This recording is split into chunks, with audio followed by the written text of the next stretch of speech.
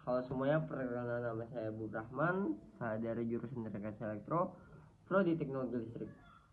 Jadi, hal ini saya akan mengerjakan tugas dari Bapak Satrio, yaitu meringkas atau merangkum novel yang berjudul Dunia Shopee, yang dimana pada halaman 300 hingga 550. Yang dimana novel Dunia Shopee karya Justin Garden pada halaman 300 hingga 550 menampilkan bagian penting yang menggunakan perkembangan alur cerita dengan pendalaman pemikiran filsafat modern.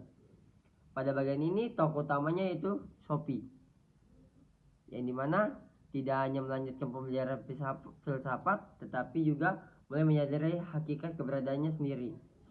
Jadi, pembelajaran filsafat yang diterima oleh Shopee mencakup pemikiran para tokoh modern seperti Descartes,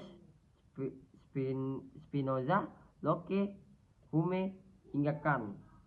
Dari Descartes, Shopee memahami bahwa satu-satunya hal yang tidak dapat diragukan keberadaan diri yang dimana berpikir. Pemikiran ini menekankan pentingnya akal sebagai dasar pengetahuan, namun pandangan tersebut kemudian dilengkapi oleh pemikiran tokoh lain seperti Locke yang menyatakan bahwa pengetahuan berasal dari pengalaman, seperti Hume menekankan bahwa banyak hal yang diyakini manusia sebenarnya hanya berdasarkan kebiasaan, bukan kepastian, yaitu mutlak. Nah, selanjutnya mulai pemikiran Kant. Shopee memahami bahwa manusia tidak dapat mengetahui sebagaimana adanya secara langsung, melainkan melalui struktur pikiran yang dimiliki. Dengan kata lain, realitas yang dipahami oleh manusia merupakan hasil dari cara berpikir manusia itu sendiri. Rangkaian pemikiran ini membuat Shopee semakin menyadari bahwa kebenaran bersifat relatif, tidak selalu dapat dipastikan secara mutlak. Ya, seiring dengan perkembangan pemahaman tersebut, Shopee mulai merasakan adanya kejanggalan dalam kehidupannya, di mana berbagai peristiwa yang di dalam tampak tidak wajar, seolah-olah diatur oleh kekuatan tertentu, oleh kekuatan yang dimana ia mulai merasakan bahwa dirinya tidak sepenuhnya bebas dalam bertindak. Perasaan ini semakin menguat ketika muncul petunjuk-petunjuk yang mengarah pada keberadaan Hilda, seorang gadis yang berada di dunia lain.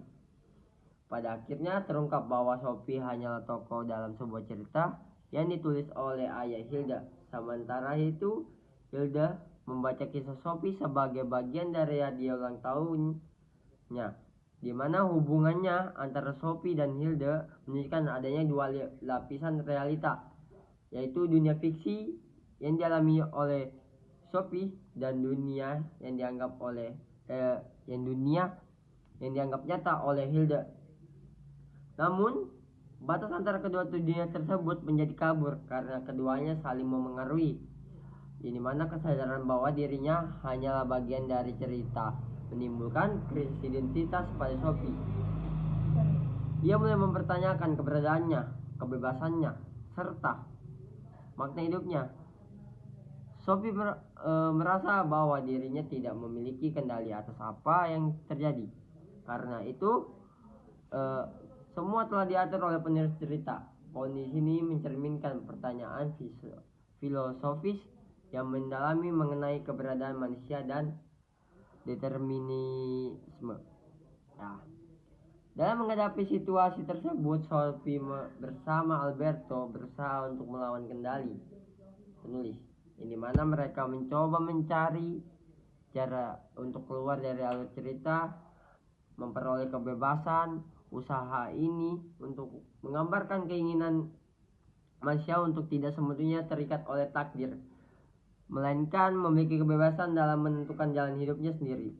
Nah, Shopee dan Alberto berhasil melarikan diri dari kendali penulis. Namun keberhasilan tersebut tidak membuat mereka sepenuhnya menjadi nyata, yang dimana mereka digambarkan sebagai sosok yang tidak dapat dilihat secara tidak langsung, seperti bayangan atau keberadaan yang tidak dimiliki wujud fisik yang jelas. Hal ini menunjukkan bahwa kebebasan yang diperoleh tetap memiliki keterbatasan. Di sisi lain, Hilde yang berada di dunia lain dianggap nyata, justru mulai meragukan realitas yang ia alami.